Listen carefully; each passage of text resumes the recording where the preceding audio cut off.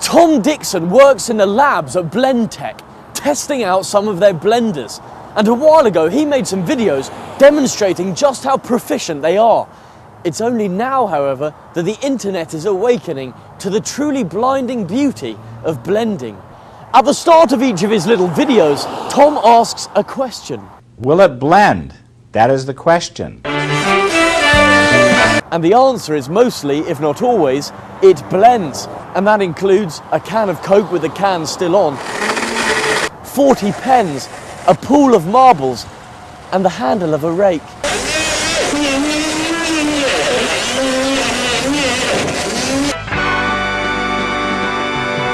Tom does suggest not trying out many of the experiments at home, as they really are too dangerous. But that doesn't stop him inviting his wife into his labs. Hi. And destroying all of her credit cards. Is this genuine testing, or just a cunning ploy to stop her spending any more of his money from blending work? Ultimate credit card shredder.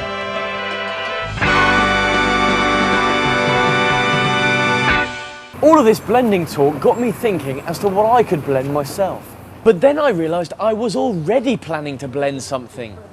A glass of beer, half a teaspoon of sugar, and a handful of moss, as apparently this can facilitate the growth of a colony of moss almost anywhere. So I filmed myself doing that, pasted it onto the rocks outside my shed, and in coming shows we'll return to see how my rock moss is doing, and you will enjoy it. Just yesterday I got an email from a man called René Crowell entitled, "Is my exoskeleton?" There's nothing wrong with my exoskeleton, of course, and René Crowell is probably fictional, as it was in fact one of a growing number of poems deliberately designed to get through my spam filters. But in this popular animation, the complex words of just one of these spam emails have been put into the mouth of a sort of hamster bird. In a gravitation without warning, the face of rubbing grew Sullen, black, angry mouths. The clouds swallowed up with horsehair. The air was religion with suppressed excitement. The walk howled through the solidness and sobbed, and calfskin and the secret of the desperado. Very polished. But spam isn't just found on the internet, it can be found on a telephone. So what's to stop me, I thought, taking a few recorded messages, adding some random images, and ending up with something equally as polished. Hello, your call is held in a queue and will be answered shortly. Your call is held in a queue. Your call is held in a queue. Your call is held. My call is held. My call is held in a queue. You're number 3 in the queue. You're number 6 in the queue. You're number 4 and a number 2 and a number 8 in the queue. Call held queue. LMNOPQ 48262. You're all in my queue. You're number 1 in the queue. How lucky are you? Just putting you through. Hello, this is Margaret. You're through to Kew Gardens. Well, that's the Oxford Tube, a fairly inexpensive bus service that runs from Oxford to London and back again every single day and night. It's particularly convenient because midway through the journey, it veers off the motorway and stops in the middle of nowhere, next to an empty field. Which isn't very handy for most people, but near that field is a ditch, and inside that ditch lives a man called Hugh Sawyer. Whereas he used to commute every day from his ditch to London to work for Sotheby's, he now spends most of his time away from bogs with his blogs. First, it was just a small thing called Ditch Monkey about his day-to-day existence inside his ditch.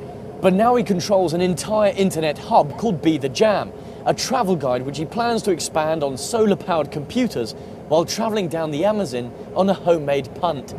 To find out more, I decided to go and sleep with him. Well, we're in the middle of nowhere and no idea also where Hugh is. So he's not answering his phone. Maybe there's no reception around his ditch. But let's go and find him.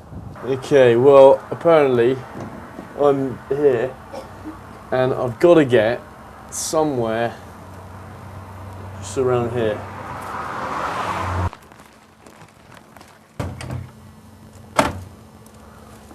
Not open.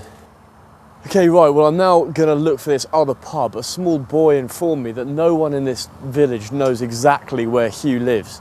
But, so that's going to cause us a few problems, I'm sure. Right, well, we've just spoken to a friend of Hugh's called Rob, and he's given us some very elaborate directions. and they're now on the pages of the G2. So let's hope that in the darkness, these will make more sense than they do at the moment. So I left the pub and entered the woods, carrying an extremely heavy suitcase and attempting to follow Rob's directions in the pitch black. Hugh? An hour later, and we were up on the side of a hill, calling out desperately Hugh's name, but not too loud because maybe he didn't want to see us anymore, and that's the reason he wasn't at the bus stop to meet us in the first place. Amazingly, we actually managed to find Hugh's ditch by noticing some socks on a tree, but there was still no sign of Hugh. I feel a little bit like he may be watching us as we're doing this, so we won't rummage around.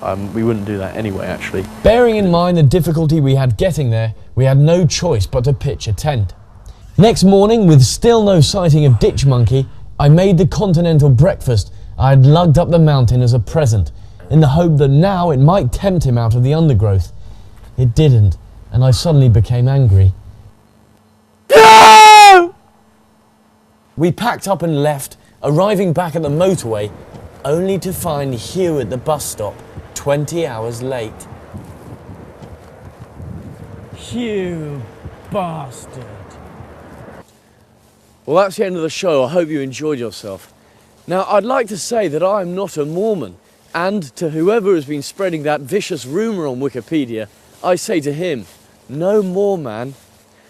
As ever, there's lots of little treats on our blog, including an extra bit of video of that stunt we did.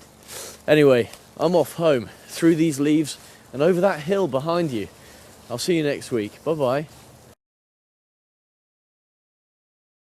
Yeah. Good luck with yeah, nice to meet you. Yeah, very nice to meet you too. If you fancy coming out for a few beers before we leave, should... Oh, thank you, yeah. Yeah, we should do it. Follow you, yeah. Yeah. Okay, bye-bye. All right, cheers, Hugh.